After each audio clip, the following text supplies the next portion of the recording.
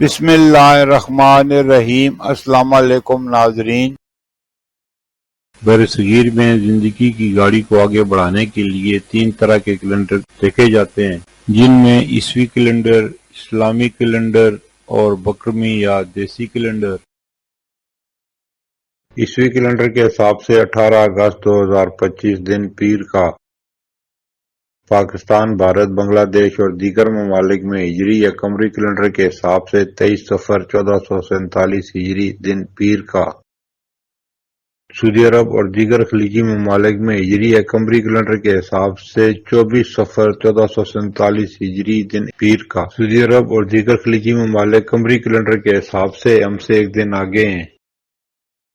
بکرمی یا پنجابی کیلنڈر کے حساب سے 3 بھادوں 2082 دن پیر کا۔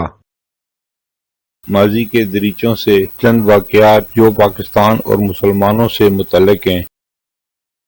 18 اگست پاکستان میں ہر سال 18 اگست کو نیشنل ٹری پلانٹیشن ڈے منایا جاتا ہے۔ اس دن عوام کو جنگلات اور ماحول کی حفاظت کی طرف متوجہ کیا جاتا ہے۔ یہ دن 2009 میں منظم طریقے سے شروع کیا گیا تھا۔ 18 اگست 1947 آزادی کے 4 دن بعد کراچی میں 18 اگست 1947 کو پاکستان میں پہلی عید الفطر منائی گئی۔ قائد اعظم محمد علی جناح نے بندر روڈ اب ایم اے جناح روڈ پر عید کی نماز ادا کی اور قوم کو مستقبل کی تعمیر کے لیے جذبہ کار کا پیغام دیا۔ 18 اگست 1961 مولوی عبدالحق اردو زبان کے مشہور عالم کراچی میں انتقال کر گئے۔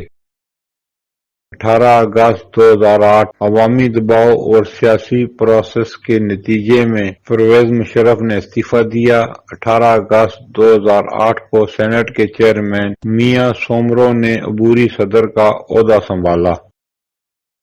18 اگست 2018 عمران خان نے پاکستان کے 22ویں وزیراعظم کے طور پر حلف اٹھایا۔ حلف برداری کی تقریب ایوان صدر میں منعقد ہوئی، جہاں صدر مملکت ممنون حسین نے عمران خان سے ان کے عہدے کا حلف لیا۔